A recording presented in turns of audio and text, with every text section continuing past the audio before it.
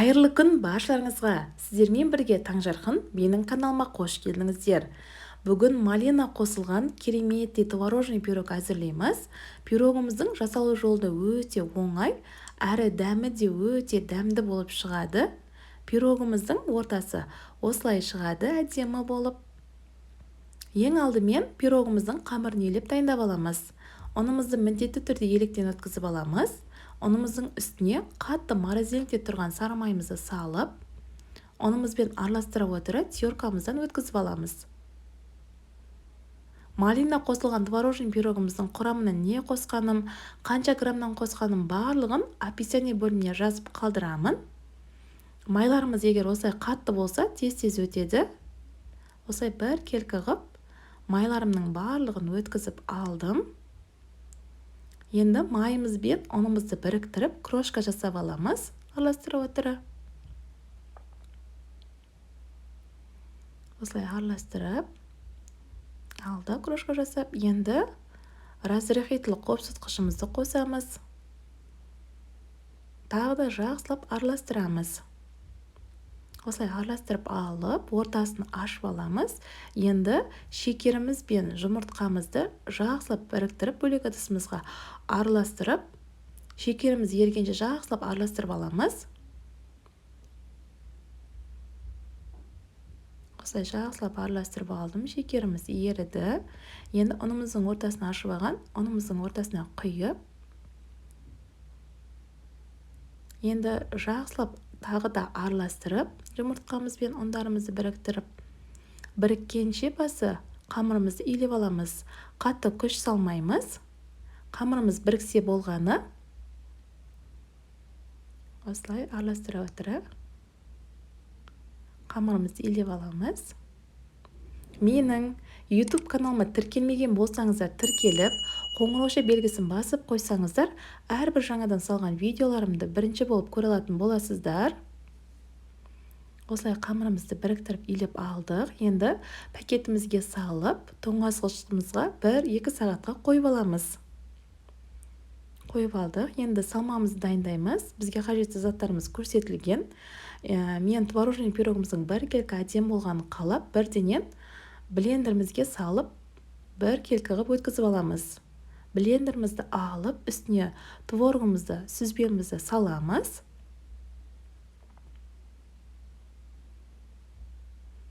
Осылай творогтарымызды блендерімізге салып алдым. Енді творогымыздың үстіне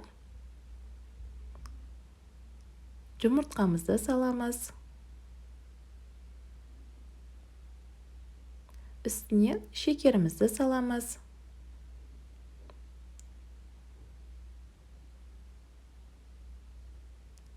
Сметанамызды саламыз, қаймағымызды. Кукурузный крахмалымызды саламыз.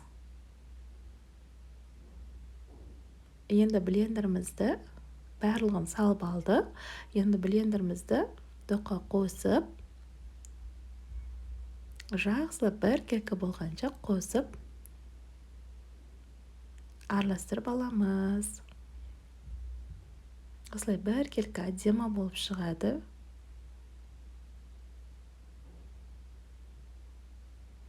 Осылай араластырып алдық.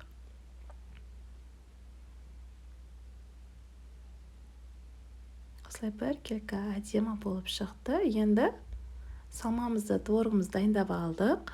Енді формамызды аламыз. Формамызға пергамент қағазын төсеп астына. Енді қамырымызды аламыз. Мен 2 сағаттан кейін алдым.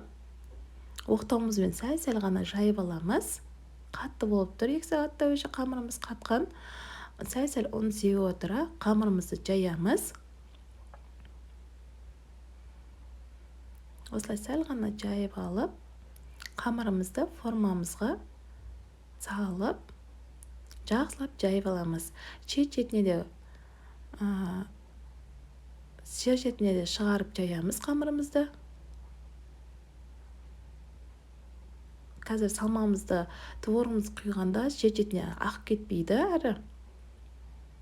Осылай бір келкі ғып қамырымды жайып алдым. Енді үстінен дайындап алған творогымызды, начинкамызды құямыз. Осылай начинкамызды салып алдым бір келкіге барлығын. Енді құйып алғасын сәл-сәл тегістейміз. Енді мен малинамызды қатырылған түрін пайдаландым. Астына сәл-сәл ғана кукурузный крахмалға ауната отыра салып шығамыз барлығын. Қандай түрінде пайдалансаңыздар болады малинаның. Мен бірақ морозильникте қатырылған түрін пайдаландым. Басқа клубника қоссаңыздар болады, ол өз қалауларыңыз. Осылай барлығын салып алдым. Енді қызып тұрған пеште, міндетті түрде қызып тұрған пеште 180 градуста пісіріп аламыз. Осымен творожный пирогымыз пісіп шықты. Таза суытып аламыз. Суытып алып, бір жарты сағатқа холодильникке қойып алыңыздар. Сосын формамыздан шығарамыз. Осымен керемет творожный пирогымыз дайын, малина қосылған. Өте әдемі болып шығады, дәмі де өзгеше. Сіздер де міндетті түрде жасап көріңіздер. Пирогымызды кесіп көрсетіп жатырмын. Ішкі дүниесі осылай болып шығады пирогымыздың. Өте әдемі.